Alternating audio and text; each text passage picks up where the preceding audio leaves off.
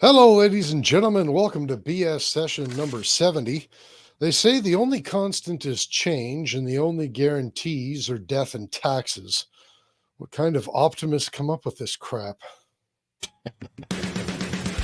Because I have a shotgun and rifle that I use for, and 22 gauge that I use for ptarmigan, moose, and black bear. You're so dumb. You are really dumb. For real. You're listening to your weekly dose of BS, Ballistically Speaking. The Ballistically Speaking Podcast.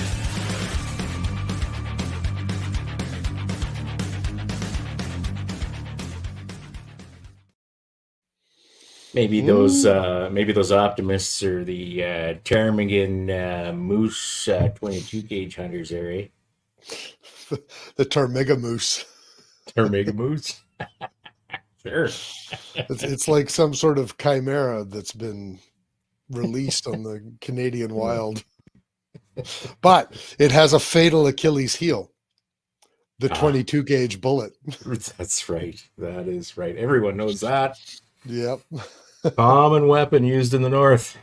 Mm-hmm. We've got a whole pile of ptarmigans on site right now. Like they appear every year, but there were like 30 in this one flock just scooting around on the ground outside the office building where I'm at. Oh, kind of really? funny to watch. Yeah. What would happen if you scooped one of them up and wrung his neck? And Yeah. I was going to say what would happen if you brought a 22 and shot one, but I'm assuming that Yeah. Discharging a firearm isn't legal on site anyway. Yeah, they kind of frown on that if you could Yeah. even get it up here. So Yeah. Well, yeah. so I guess considering you know what they get upset if you knock down a bloody barn swallow nest up here. Oh, do they? Oh God, yeah. Yeah. That's the way Do they get everything is upset now, because the Chris. ptarmigan is better eats than what the chefs are cooking up there? Or? That is entirely possible, man. Holy smokers. See, that's what they should be doing. The chef should be going out and harvesting those ptarmigan and feeding them to the crew. Probably have a lot happier workers. Yeah, maybe. Yeah. Well, you know what? Listen, in all fairness, I have trouble with the food here, but in all fairness, can you imagine trying to organize and feed upwards of 300 people a day, All the different tastes. multiple meals? Yeah, I got to give them credit. Not anybody can do that sort of work. So Fair enough. yeah. Before we go too far here, we should probably let everybody know that this episode is pre-recorded. For Yeah. you guys, it's Friday. What is it? Friday, January 12th. January 12th. But for us, it's Sunday, January 7th. Correct. Happy oh crap. Is it Ukrainian something? Christmas today? Yes. Yeah, it's I think it is. somewhere around now. Yeah, probably. Yes, that's right. Yeah. It is too. You betcha. So we're going to be a week late Okay. on that then? Well, technically no. Like, Because is we're it- doing now. Is it Ukrainian Christmas? I feel like we're in Spaceballs. When was then? Now. We missed it? Yes. When? Just now. So Ukrainian Christmas is now when we're recording or now when it's airing? Now when we're recording. January 7th. Yeah. I can just hear Okay. Mike Hynek and Derek Lestuka just shaking their fists at me. You got it wrong.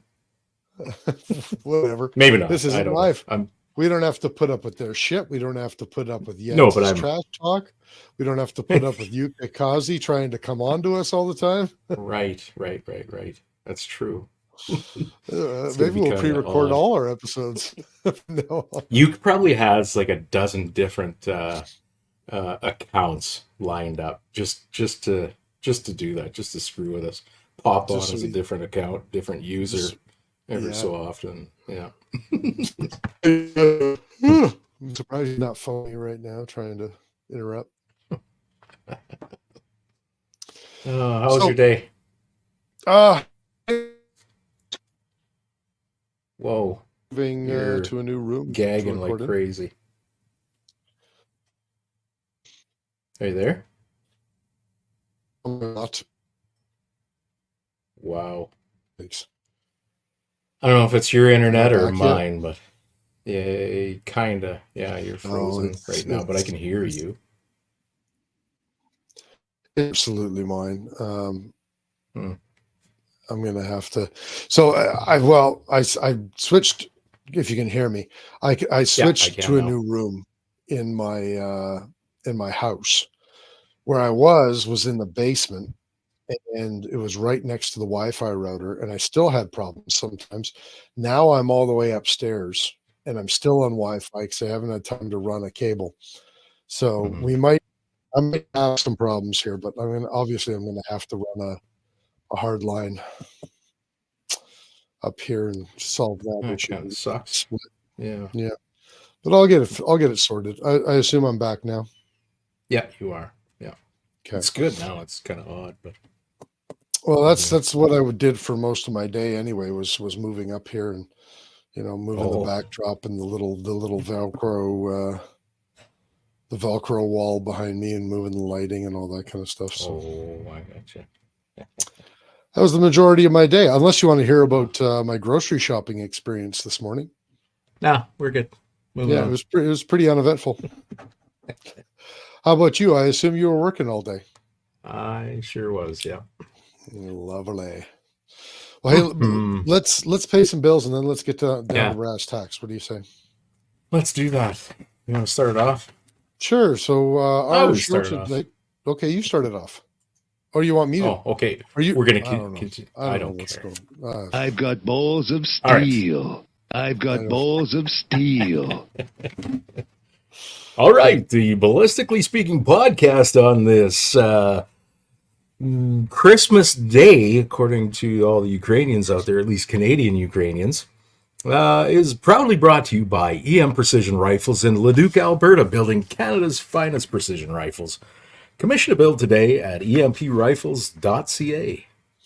And Bolt Action Coffee, bringing specialty coffee to the precision shooting world. Order coffee and merchandise at boltactioncoffee.com. And call sign 66, Canada's best rifle training. Welcome to the Brotherhood. Book a course now at callsign66.ca.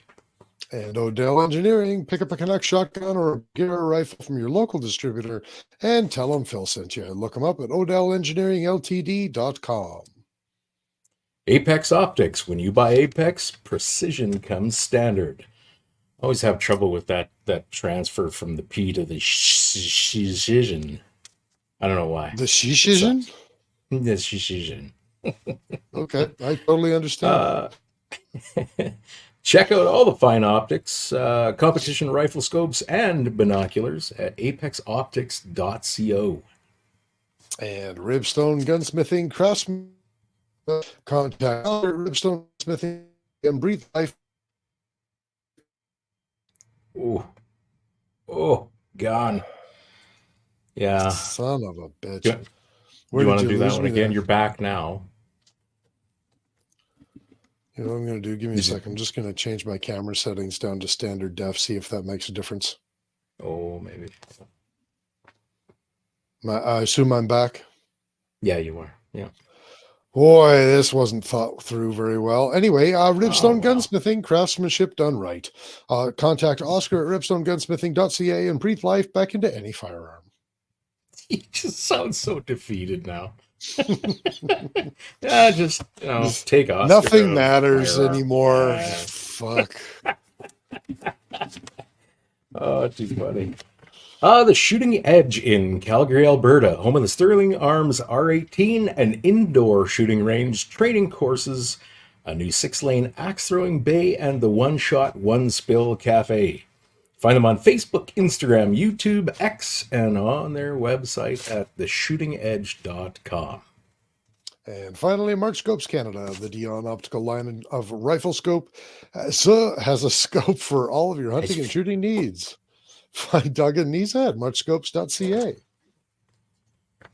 Excellent. We made it. Well done. Well done. So we figured tonight we would talk about gun culture, and the reason that I kind of wanted to touch on this a little bit, especially for a pre-recorded episode, is that we talk about gun culture a lot as gun owners, and especially when we're talking about fighting the government, rights, etc., etc., etc. But it's really it's a multifaceted thing, you know what I mean? And then I wonder how many of us really have a solid concept in our minds of what we mean when we say gun culture. I don't even know if I do, to be honest, Chris. Of course, I have some concepts, I guess, of what it is. Mhm.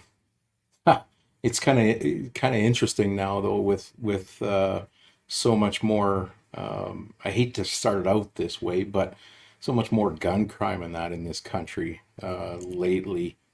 I don't know whether it's eroded some of the gun culture that we've enjoyed, like the tradition that we've had for such a long time. Now it seems like a lot of it is being overshadowed by gun crime or crimes involving firearms, right? Mhm. And I think as a result of criminal activity, personally, I think there are more people. Well, maybe not. I was gonna say maybe there's a bunch of people that don't necessarily want to share that they're part of a gun group or gun community or gun culture, I guess, like legal gun culture in Canada. Well, I think you're right about that. I think that a lot of casual gun owners, would they even consider themselves a part of the gun culture? Like, I are don't you a know. part of the Yeah. gun culture just because you own a firearm? Well, define culture, I guess, to start. Right. Yeah, that's exactly what I mean, right? Like what Yeah. is gun culture? Right. Do you have to Especially be in a part of Canada. a club? Just because someone might be Christian, um, maybe they don't go to church. They believe they don't go to church. Does that mean Mhm. you're not Christian Yeah, or fair some other point. kind of Christian, right? Yeah, fair Or point. whatever religion or belief or whatever. So what like where would we start in defining gun culture? Well, you know what? I think a good place to start would be tradition. Mhm. Uh, there's been a long-standing tradition of firearms ownership, use, and necessity. Honestly, in Mhm. this country, um, from there, uh, uh, you know, gun culture. I think could be defined by a recreational group or a recreational discipline, if that's what you want to call it, like a type of recreation. There are also collectors, right? So Mhm. that's a whole other thing. You know, I'm sure. Uh, how do I say this? Not necessarily closely related, but like model train guys, things Mhm. like that. Mhm.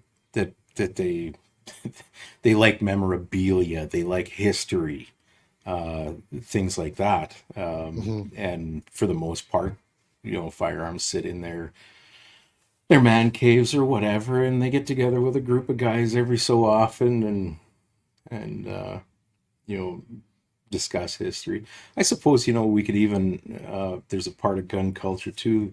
I don't know whether it's gun culture specifically, but the war reenactment uh, Mhm. sort of crew of people. Mhm. It's that's kind of neat stuff, and it's kind of important. Honestly, I think it helps to sort of keep that history alive. You look all around now, and there are tons of people more than willing to just erase history for whatever, for a Yeah. multitude of reasons, right? So, Yeah. Yeah. um, I a think lot of that, us look at the reenactment people like, oh, what a bunch of silly fools. They still live with their moms and they play yeah. on on weekends, but honestly, I think it serves a pretty decent purpose. To I be think, to be I frank, think I would agree with that. I also think that where you're having difficulty nailing down any one thing, because I don't think yeah, there is such a thing as gun culture right, in Canada. I think that mm, there are multiple gun cultures, and I yeah, think that the members, I think that there's crossover, obviously a lot, but there's also a lot of very defining characteristics from one culture to another.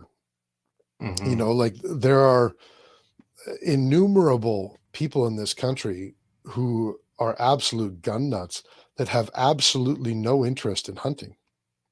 yeah, 100%, Chris. And there and then there are hunters, and then there's like bush hunters, and there's long distance hunters. Yeah, yeah, There's people who polish their firearms more than they shoot their sure, firearms. yeah, And I would call that like a collector culture. right. Like I don't think gun culture is one thing, and I don't think it can be defined as one thing. I think maybe that's part of the problem, is we constantly talk about it like it is one thing, but it's really not. And Isn't the, yeah. yeah, go ahead. Sorry, I was just gonna before I lost the thought, I was just gonna say, isn't it interesting though, with the since it has become so politicized to own a gun in this country that I never really thought about this before, but the politicians and media and the people who can't think for themselves have, you know what, I think quite successfully herded all of us gun owners into one group, and they can just Hmm. simply point at that label, and that encompasses all of us. No But I matter think, how diverse that we, yeah, as we've been talking for the last 5, 10 minutes, yeah, no matter what that actually looks like, we yeah, are, it's funny, we're viewed as a homogenous group, but we're not. although we are not Yeah. even close. Well, and this is Huh. the thing. I think we do that ourselves sometimes too, because, for example, when all of the C-21 amendments were coming in, Yeah. we didn't want to be distinguished as different cultures. Or That's, especially our yeah. lobbying organizations tried very hard to make Right. sure that the hunting culture and the First Nations cultures understood that we are all in this together. And in order to do that, we kind of have to bring all of our different Yeah. sects, call them, together in one homogenous group. But when you really think about it, if you think about it not politically, just think Yeah. about it practically. You have to include criminal culture as a part of gun culture as well, because that it does Hmm. exist. There is a very large, well, Sure. there's not a very large, there is a loud, Yeah. prominent, um, I keep, I don't want to make it sound like it's a majority, because I don't think it is. I think it's a very loud minority, Yeah. of Yeah. gun users that are that their gun culture is a part of criminal culture. And I think that that's the culture that we as legal owners want to very clearly distinguish ourselves from, and separate ourselves from. Hmm. um but as far as the rest of it goes, we kind of, when it suits us, at least, we want to be seen as all one homogenous culture. Well, how else do you combat the bombardment, the attacks against Mhm. anybody who legally owns a firearm in this country. Yeah, You I agree you with just it. don't have enough resources and people and time to defend on multiple different fronts. Hmm. Hmm. I was just thinking, what if we defined gun culture in general as the Mhm. belief in the ownership and use of firearms in uh, multiple facets of everyday life. Well, I think we could because, well, let's use cars, automobiles, Hmm. okay, of all sorts, uh, uh, as a comparison, I guess. You think about it, the ability to go pretty much where you want, pretty much whenever you want. Hmm. Man, uh, what greater symbol of freedom Yeah. is there? Oh, Uh, I uh, completely agree. right? And I think So that gets even though mischaracterized so often as well. it does, it's funny uh, within automobiles, you have truck guys, Hmm. and then you have car guys. Within cars, you have the imports and the racers, say, those loud little suckers with the big resonators on them, and then you've got Yeah. the classic car guys, and you've got the, I don't know, like the Well, then blingy you got bike guys, BMWs. and Right, you got right, chopper guys, you got cruiser guys, you exactly. got you got Sure, rice rocket guys. Is that a Can I right. say that out loud anymore? I Well, should have. everybody here knows what you're talking about anyway. You know, So, it's funny. I meant to say crotch rocket, but the other word came out of my mouth anyway. I'm so pissed. everybody's laughing right now anyway. So, I hope so, except for that one guy, Strike. yeah. You're now on my list. Yeah. On January 7th or 12th or whenever the hell it was. Yeah. Yeah. Yeah. No, Yeah. I completely agree. And I think that cars are, we analogize them a lot as gun owners, and I think that it's a legitimate analogy. And I know that anti-gunners, they roll their eyes. Oh, cars. Well, cars have a legitimate use in society, and Uh-huh. they're not inherently dangerous. They're designed for something other than for hurting Oh, are people. they Well, not? does Yeah. yeah, like well, first of all, that's a straw man argument. Designed for hurting people. Well, like Hmm. your kitchen knife is designed for cutting the dead flesh of animals. Yes. Any animal. Like that is its purpose. It is for cutting the dead and rotting flesh of animals. Like if you Right. want to Right. miscontextualize, you can make anything seem demonic, right? um but I think beyond that, they're very analogous, and I think that what you just mentioned, uh, the freedom aspect of it is, Right. and that's why I said that was so mischaracterized, because some Hmm. people don't need freedom. They don't value freedom. And freedom, we're not Yeah. talking about the ability to do whatever the fuck you want. And that's what these people think that it is. No, It's, that's right. oh, you just want to do whatever you want because you want to do it, and fuck everybody else. You're an Well, they anarchist. You they don't care think about that society. that we're talking freedom to do whatever we want by force. Right. That's what they envision, I think, At when the you bring a expense of firearm others. into that whole equation. Right, Yeah. exactly right. And Because that's they not at can't see a all. firearm as being used for anything other than at the expense of someone else. Oh, I think they can see it, Chris. It's just that choice to not look at it that way because it does not fit their prime argument. I think I don't anybody know. can see. Listen, you'd have to be living under a rock or a complete brain dead moron to Well, that I not agree with. know that that firearms that there are no firearms sports, organized, safe sports. Mhm. And there's another thing too. listen, with whatever you do, whatever hobby or even job that you do, there's a certain level of safety that that people keep in mind, comply with whatever. Mhm. I dare say, being a firearms owner in the firearm community, if you're active with that firearm, if you play in any of the wide variety of firearms sports,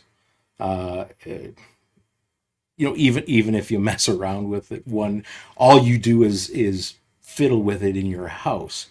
There's a high level of safety involved with anybody in any of those disciplines, sub-disciplines, hobbies, whatever. I don't know if I agree with that. I think just like there are people in car culture look at a more stark example would be bike culture. There are Just like daredevils there's and always boneheads and everything, though, too. exactly, yeah. Yes. That's why YouTube is full of these assholes discharging their firearms into their ceiling.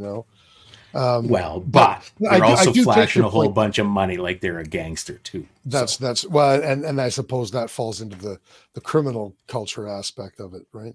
Yeah, I think But so. I do see what you're saying. I think that by and large, the vast majority of it, and I think that's part of the problem too, is I think very often, just bringing it back to culture, I think that the minority gets to define our culture too often.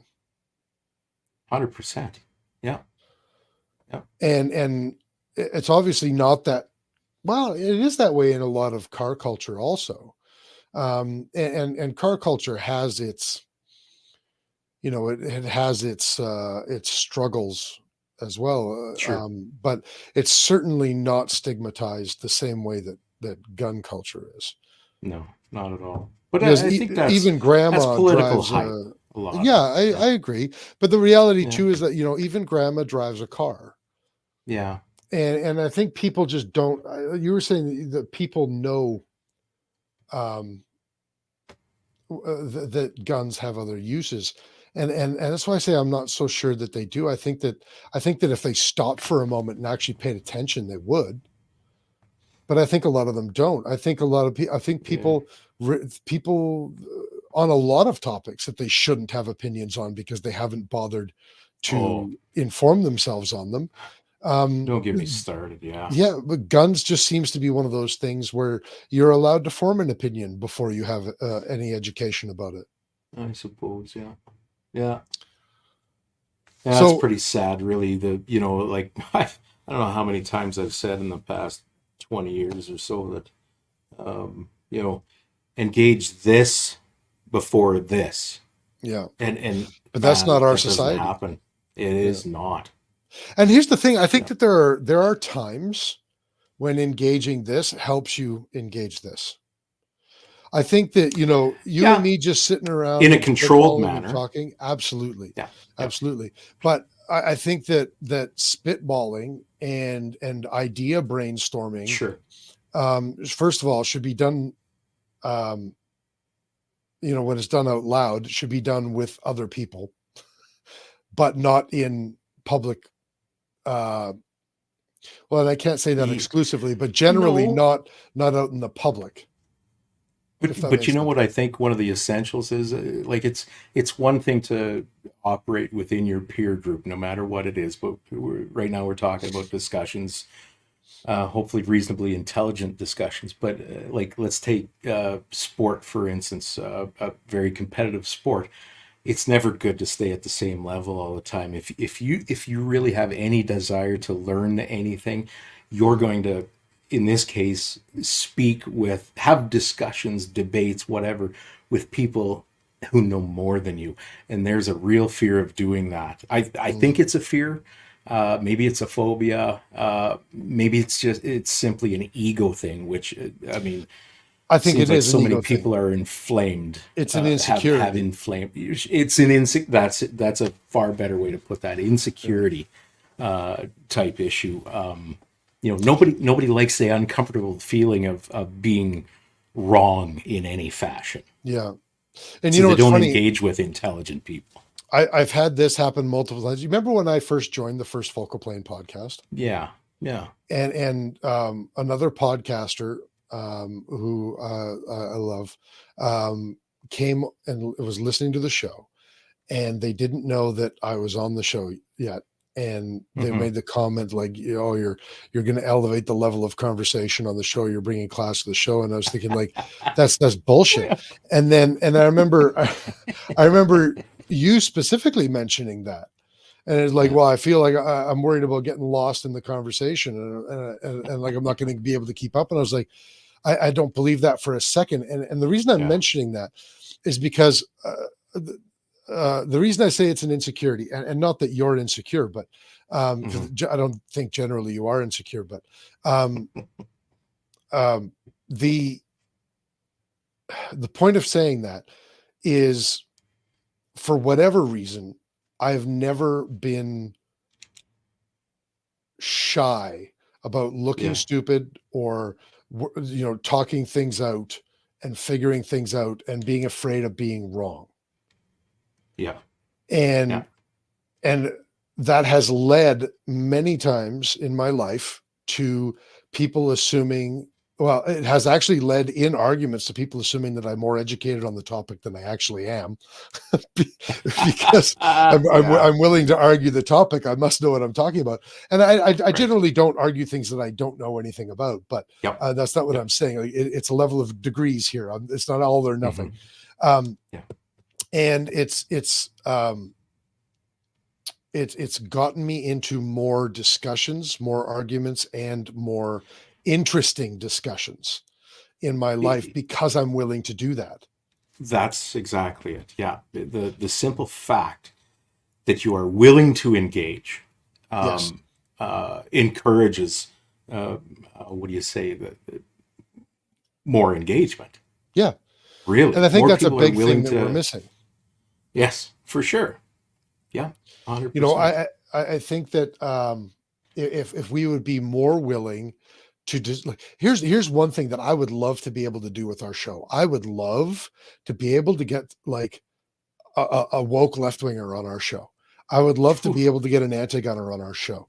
I would love to be able to do all of these things. And I would love to have dissenting opinions and have discussions on our show with people who have dissenting opinions.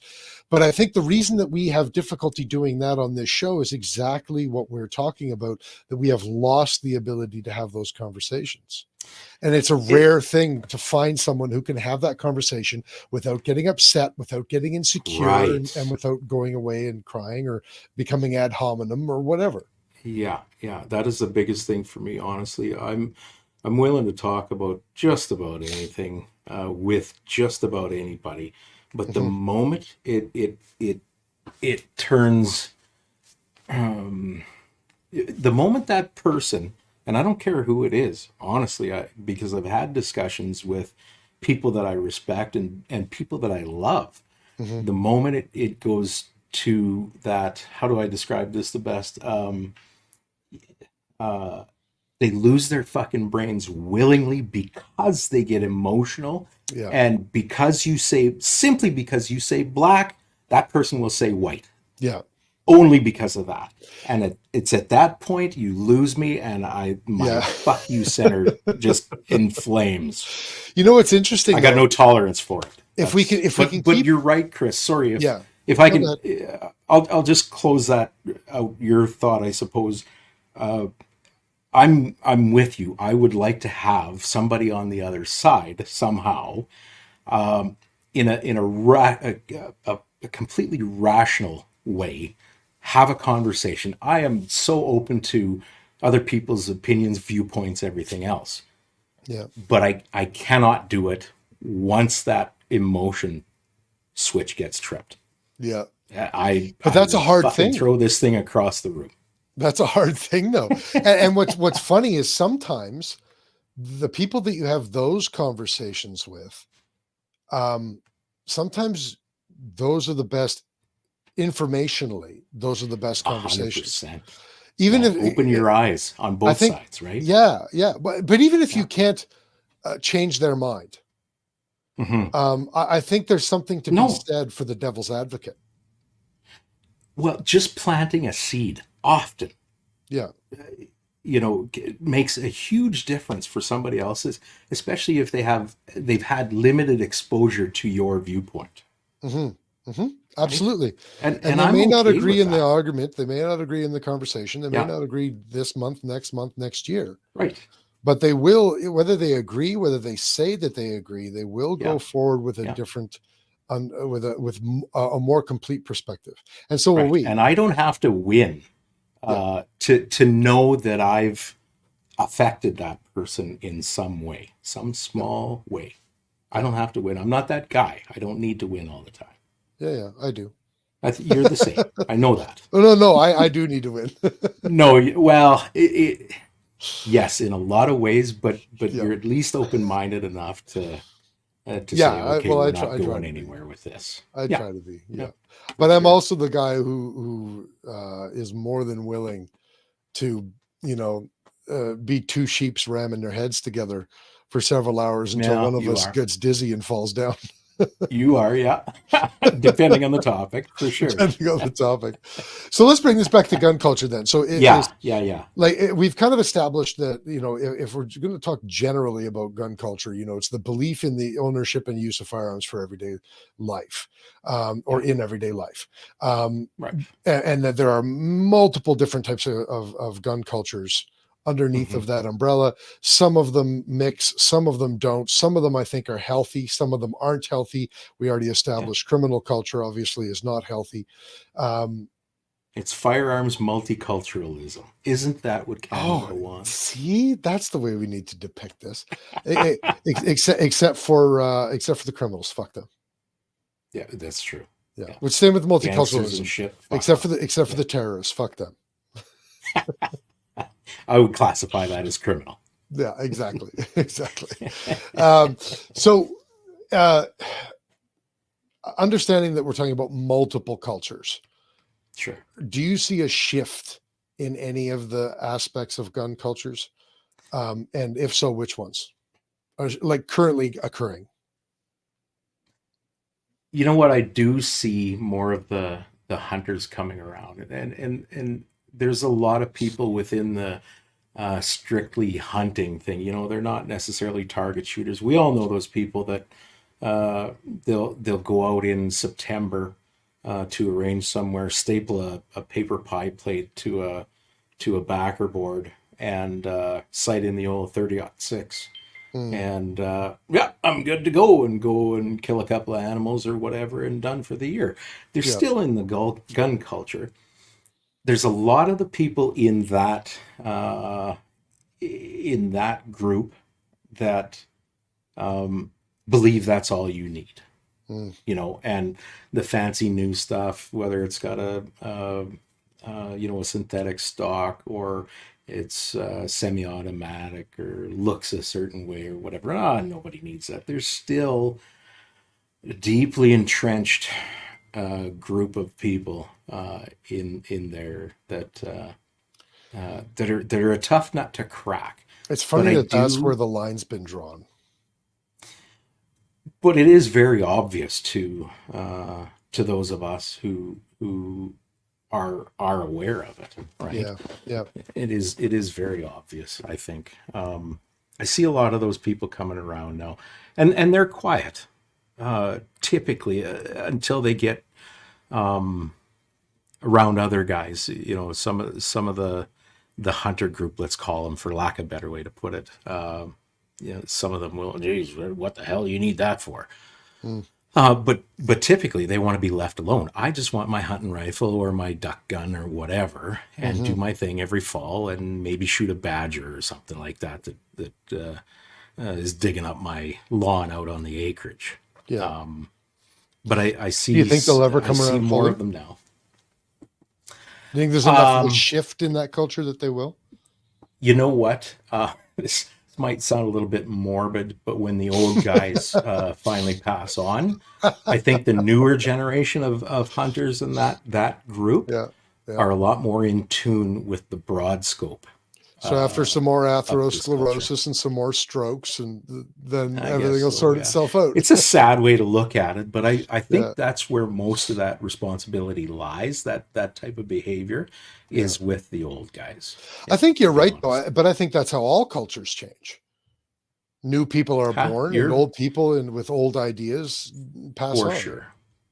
Yeah. Ideas are tougher to change than life status. Sure. Yeah. Yeah. Well, and ideas are so tough to change, or minds are so tough to change when they're entrenched in ideas, that often what you need to wait for is the next generation to come around. Yeah. Oh, But yeah. I also worry that the current next generation, well, that's a whole other topic. I I'll leave that for another day. But I think the recruitment pool yeah. is smaller than it's ever been. So do you think that it's Unfortunately. changing for the better then? Not speaking of numbers, yes. But when we bring numbers into it, I think no. I think there are there's a growing population of would-be gun-interested people that look at what's going on now and go, "Fuck, it's just a bunch of trouble that I don't really need." But now here's an interesting thought. What about immigration in this country? Because as we know, it's in the news quite a bit right now. Immigration has been absolutely out of control lately. And I mean out of control in that the government cannot properly help people adapt or house them or acclimatize or I'm right there I with couldn't you. care less how many people come to this country. I just don't want anybody thinking that I'm Except not actually we're bringing against people immigration. in, kicking them out into the wild and say, fend for yourself. And look Yes. at us. We brought so many people in. We are righteous. Meanwhile, That's what's you've got going on 3 right and now. 4 generations living in one home because they can't buy a house or can't afford to rent a house. You've got people who Or living are in having, tents in fucking Ottawa. or living in tents in Ottawa. You've got people who are having difficulty acclimatizing in terms of being able to drive, being able to speak the language, you've got things like the Yes. Open Door Society that are trying to help people, but 500,000 people in 1 year, that's a lot of fucking people, and our government does not have the ability to help those people out. But anyway, I'm sidetracking. The reason I brought it up, you look at Filipino culture. They have a gun culture. Sikhs have a weapon culture, which seems to be including firearms.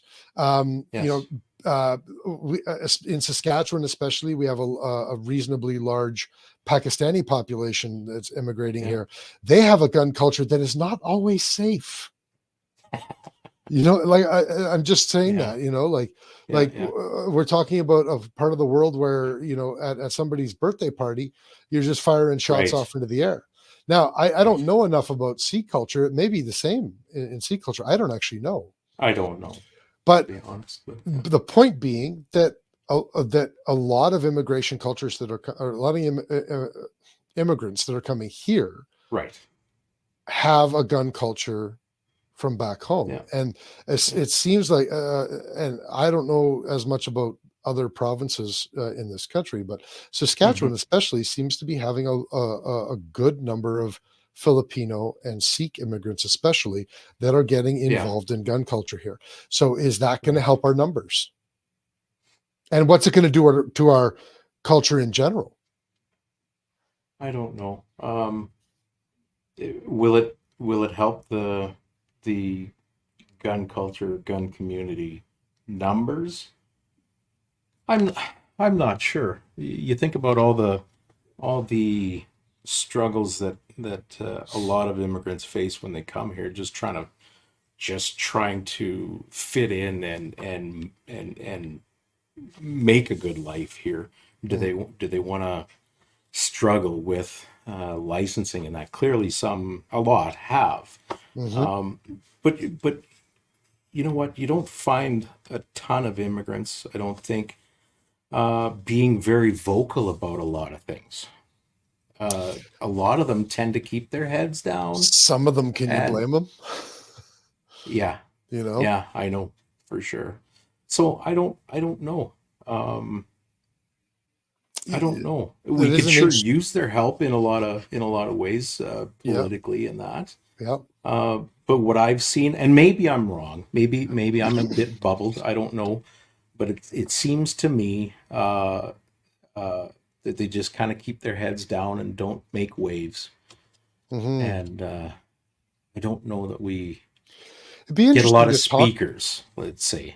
Yeah, it would be interesting to talk to somebody in the Filipino community that's involved in Yeah, guns, or the Sikh community. And if we have any listeners that are in the Sikh 100%. community or the Filipino or any immigrant community that has come to Hmm. Canada, like, Hmm. call it, like, has a PR card, call it. Or like anything up to, even, I suppose, who cares, even citizens, if you are an immigrant or child of immigrants, and you want to talk about the immigrant experience as a firearm owner, send us an email, info@bspodcast.ca. That'd be an interesting Right. conversation to have. um, Yep. but Um, something I thought about when you were just saying what you were saying, um, guns are expensive in Canada and they're not getting any cheaper. And if yeah. immigrants are coming here and they're just trying to get a fucking house, can they, Yeah. how many of them are not even able to afford to get involved in Right. gun culture? Yep. Yeah, that's another thing. I think firearms and ammunition are being forcibly priced out of reach for a lot of people. A Hmm. lot of Yeah. people. So to kind of Um, bring this all home, do you think that yeah. we as individuals or groups or subcultures or whatever, can Mm. we shape and adjust the culture in Canada? Yes, How? absolutely. How? Um, you know what? It's just like that idea that any culture or any society can change, and it starts with you. Mm. Personal accountability, personal behavior. Um, like I, everyone I touch, and I touch a lot of people. Um, you know, uh, it seems to be very apparent to people, even people that I meet, and like through work is where I meet most of the people that I do meet. Hmm. Um, it seems like I'm very transparent that I love firearms and firearms sports and the firearms community. And people ask, and I am so free with talking with anybody that wants to know. Mm. And I inject some of my experiences and passions and that into a lot of conversations, and people are interested. They Hmm. truly are. And lots of people. Oh yeah, my grandfather had a 22 and he took me out shooting a couple of times. I really enjoyed that. That was 40 years ago, but I really enjoyed that. I'm interested in getting back into that. So yeah, I think we can change Hmm. it. Hmm. I think we do, Chris, to a degree. There's all sorts of people that I've met since we started this podcast that just whatever out of the blue. I'll contact somebody through Facebook Marketplace or something like that. I don't know, buy some tires from a guy or something like that, and hey, are you interested in guns or whatever, Yeah. things Yeah. like that, and let them know where we're at, and people at least check us out. I think we do get some pretty decent information out there. Whether or not they stick around and listen to podcasts, listen to our dumbasses ramble on, I don't know. But we've planted a seed, and Hmm. to me, in many ways throughout my long bloody life, I've found that planting a seed in someone is Whoa, as effective. No, shh. Listen, my prison days are long over. Okay. Okay. Planting seeds. Carry on. Is pretty damn effective, because if you come at somebody with an opinion or something like that, trying to sell somebody something, not necessarily like a monetary exchange, but sell an idea to somebody. If you come at somebody even remotely aggressively, people have a tendency often, I think, to dismiss you. You plant a little bit of a seed, and you show some real passion, some desire. Explain to them that it's fun, and there's lots of people involved in this, and there's a whole community of people out there that enjoy this, and it's great, the camaraderie and all that kind of stuff.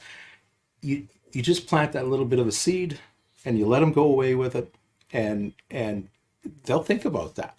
They'll think about it, guaranteed. A lot of people will only think about it a little bit. Maybe that guy's a little bit crazy, I don't know. Other people will be, you know what, I should start checking stuff out. I should start seeing what it takes to get my firearms license. Or maybe I should call that guy, since he gave me his number, and maybe I should go to his range and check that out. I mean, it couldn't hurt. My kids might want to participate in something like that. I think we can make a difference, honestly, just personally, for sure. By planting seeds. Yeah. Just be a farmer. Seeds. Be a firearms farmer. I'm so glad that you're going there instead of where I'm trying to take it, which is so juvenile. It is. We love you for it, though. Okay. Well, what about you? I think so. I think we can. I think that it's such a slow process, and I think that there are so few of us that are actively trying to do it. And I don't mean by having a podcast. I mean by planting seeds. Those personal engagements, yeah. Yeah, but I think there's also so many people that that are good with gun ownership and maybe even own or want to own, but they're not fanatical about it. No. Like I've been fanatical. No, and I think my mom's been going through old video or old photos. And she sent me a photo when I must be like 4 or 5 years old, and I got this little lever action pop gun in my hand. And she's like, well, I guess it has been a long time for you. And, I was the kid that when the neighbor kids got together to play war, it was my cardboard box full of plastic guns that came out onto the lawn for everybody to choose a gun. Yeah. And I don't think everybody is fanatical about it. I just look at my own brother. He grew up in the same household as me, my youngest brother. He grew up in the same house as me. He's completely comfortable with hunting. He's mentioned that he wants to hunt. He's mentioned that he wants to come to Saskatoon, and so I can show him how to shoot guns, but he never has. And I haven't hunted with him.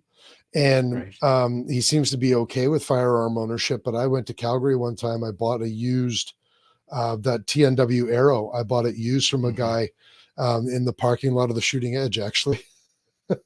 Well, just because we both wanted to meet somewhere public and neutral, and parking lot of the Shooting Edge was both of those things.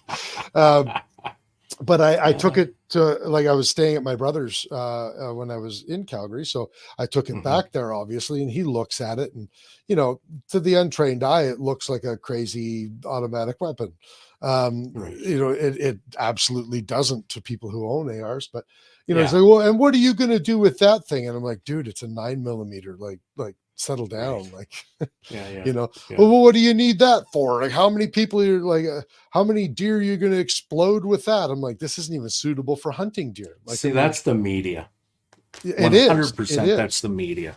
It is. But that's coming from a person who, and he was ribbing. He wasn't really serious about it. Yeah. But that's still coming from a person who is not against guns.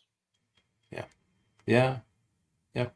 you know. It's just ignorance to a degree, and I don't mean rude. Yeah. I mean ignorance, as in No, just as does in, not know. yeah, it does Yeah. not know. Yeah. Yep, Yeah. yep. And really, despite the fact that it's so important in his brother's life, he doesn't really have much of a desire to know. Mm-hmm. Mm-hmm. So imagine that he's him and I'm not a gun fanatic. Yeah. Imagine that I just, I live on a ranch and I have a little pump action by the door in case coyotes come from my dog when I let it out to go to the bathroom, Right. Right. Um, so in that case, I'm not even talking to my brother about this stuff. No. Yeah. Yeah. I may go half my life without him even knowing that I have a gun. Right. So Yeah, I think that 100%. I guess, long story short, I think we can, but I also think we have to, and that's the tightrope walk. Because, like you said, if Yeah. we're hitting people over the head with it because we're fanatics, like my brother's first introduction to one of the guns that I've owned probably shouldn't have been a T&W Arrow or any other semi-automatic, Right. just because of the way that he looks at it. But you hit them over the head with them, and you're not going to change their minds. They're just going to label you as a gun nut. Don't talk to them at all because you're afraid to talk to them. Well, then you're not changing anything, and it's going to die with you. I don't think you should be afraid to talk to anybody unless they've already previously proven that they're equally fanatical against what you're. But even then, that whole adage, don't argue with an idiot because they'll drag you down to their level and beat them with experience. I actually disagree with that because arguing with idiots can be a real good trial run. It can be. It can really help you formulate your thoughts, mental and fortitude to sure it yeah. can. Yeah. If you have the tolerance for it. That's where I'm a little bit short. Yeah. In which case, you should just plant seeds. You should just be a firearms farmer. Indeed. Well, I think we solved the world's problems. The world is now better off for having listened to our episode. Well, you know what? It's pretty. I don't know. It might sound like I'm patting us on the back here a little bit, but I think it was pretty thought provoking. We get caught up in what's new in firearms or different products or whatever, and we don't kind of take that half a step back and look at what firearms really mean to us, and the people that we associate with legal firearms ownership and use. It's kind of good, I think, maybe to have that check every once in a while. I enjoyed this. And that's really what the conversation should be about. Now we're two guys in the same resonance chamber having a conversation. The only thing that's missing is if we could find somebody who disagreed with us to come on. Yeah. Or at least disagreed with us on some things. And have a civil conversation about it. Yeah. Civil, maybe respectful conversation. Yeah. Yeah. That person's got to be out there somewhere. Yeah. We just got to find them. Yeah. Because I don't want to have a complete ideologue idiot on either, because it's just going to be an hour and a half of you and me making fun of them. Well, this is very true. You have to be able to have a conversation. Yeah. Yeah. You don't want that person that so willingly digs a hole because all we're going to do is hand them more fucking shovels. Yeah, exactly. Yeah. Okay. Well, I have to say though that there are certain people who I enjoy watching them pour lighter fluid all over themselves, figuratively, and like the goddamn match. That is true. Just like I remember one time, long time ago, we've only ever had one troll on our show, but remember we had that troll. It came near the end of an episode, and I love that. I like doing that. It's fun, but if we're gonna stick it out for an hour and a half, we gotta be able to have a conversation. That's it. So anyway, if anybody who's listening to us, first of all, thanks for joining us, even though we weren't live. If you're still watching, give us a thumbs up, a like, the whole 9 yards. You can find us on our website at bspodcast.ca. We are on Facebook at facebook.com/bspodcast. You can email us info@bspodcast.ca. That includes if you're one of the people that we were talking about that we would like to talk about on the show. So just send us an email. right. And we are on the YouTubes at BS podcast. At BS_ podcast. And as usual, thank you to all of our listeners. Thank you to all of our sponsors. Without you guys, we wouldn't have a show in the first place. And we are talking about Shane and Steve, Miles, Carrie and Cappy, Duncan and Rob, Phil Odell, Doug and Nisa, Vanya and Carly, Oscar and J.R. Cox. Thank you all an immeasurable amount. And, I do think that we are seeing almost every single one of those people at SHOT Show in 2 weeks. Yeah. That'll be a good time, man. Yeah. Are Duncan and Rob going to be there? You know what? I was talking to Duncan just last week, but I didn't bring it up. I'll send him a message, see if they're going to go down. I assume Miles and Carrie are going to be there. Probably. Do you know, is Cappy going to be there? I don't know. No, I haven't messaged anybody for a while, except for Duncan the other day. So well, we know Shane and Steve are going. We know Phil Odell's going. We know Doug and Nisa, Vanya and Carly. Oh, I guess Oscar's probably not. no, Usually doesn't. So. And and obviously JR will as well. So yeah, we're looking forward to seeing everybody at SHOT Show. So we should have another episode next week. Well, yeah, okay. When you're listening to this on Friday the 12th, we should have another episode next week. And then we'll see what we can do about having a live episode from SHOT the Friday after that. Right. Maybe a 100%. recap episode or something like that. Okay. Sounds Cool. Good. Well, All thank right. you very much, everybody, for putting up with our horse crap, and we'll see you all next week. Thanks, everyone. But some of these bullets, as you saw, have an incendiary device on the tip of it, which is a heat-seeking device. What you just said is one of the most insanely idiotic things I have ever heard. Everyone in this room is now dumber for having listened to it. Welcome to your weekly dose of BS, the Ballistically Speaking podcast.